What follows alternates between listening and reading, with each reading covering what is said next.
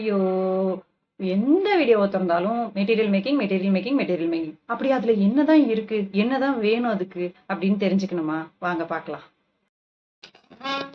Material மேக்கிங்க்கு நமக்கு தேவையான things என்னென்னு சொல்லி தான் இதில் நம்ம பார்க்க போகிறோம். ஸோ ஃபர்ஸ்ட் வந்து என்ன அப்படின்னா நமக்கு இந்த ஹாட் கன் வேணும். இந்த ஹாட் கன்னை நீங்கள் இப்படியும் வச்சுக்கலாம்.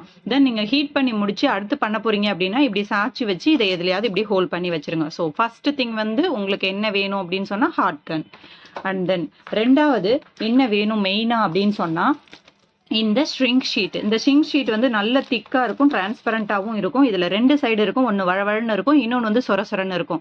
அதில் நம்ம என்ன யூஸ் பண்ணுவோம் அப்படின்னு சொன்னோம் அப்படின்னா அந்த சொரசொரப்பான பகுதியில் டிசைன் பண்ணிட்டு வழவழப்பான பகுதியில் தான் நம்ம ஷ்ரிங்க் பண்ணி எடுப்போம். ஸோ 2வது திங் அவசிய தேவை வந்து ஷ்ரிங்க் ஷீட்டு. ஸோ ஹாட் கன்னு, ஷ்ரிங்க் ஷீட்டு.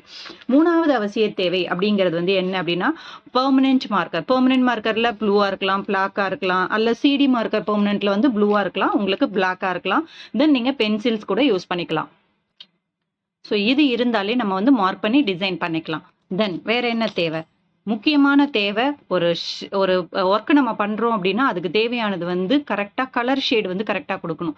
அதுக்கு நான் கலர் பென்சில்ஸ் யூஸ் பண்ணிக்கலாம். கேமல் பிராண்டு தான் நான் எடுத்திருக்கேன். கலர் பென்சிலு, ஸ்கெட்ச் யூஸ் பண்ணலாம். ஸ்கெட்ச் யூஸ் பண்ணும்போது அந்த டிசைனோட உள்ளே இப்படி டச் பண்ணினீங்க அப்படின்னு சொன்னால் அது காஞ்சிருக்காது, அதனால் அது வந்து அடிக்கடி ஒட்டும். ஸோ ஸ்கெட்ச் யூஸ் பண்ணுறதா இருந்தாலும் பண்ணலாம், ஆனால் ட்ரை பண்ணதுக்கப்புறம் ஹீட் பண்ணுங்கள்.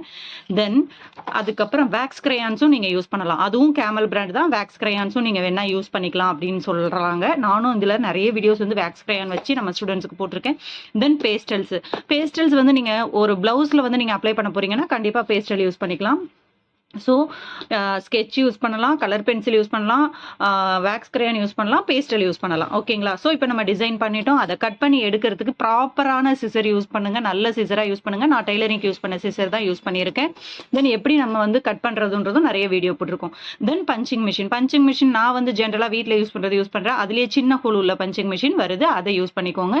தென் மெயின் வந்து என்ன அப்படின்னு சொன்னால் ஹீட் பண்ணுறதுக்கு தேவையான டூல், ஹீட் மிஷின் இருக்கு நம்ம கிட்ட. அப்போ அதை பிடிக்கிறதுக்கு தேவையான டாட்டிங் டூல்ஸ்.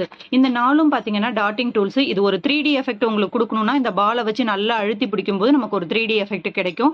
தென் அது இல்லாதது வந்து இந்த டாட் டூல்லேயே இந்த மாதிரி ஹோல் இருக்கிறது, இந்த சின்ன ஹோல் இருக்கிறது வந்து பார்த்தீங்கன்னா இப்படி வச்சு நீங்கள் பிடிக்கிறதுக்காக யூஸ் பண்ணிக்கிறது.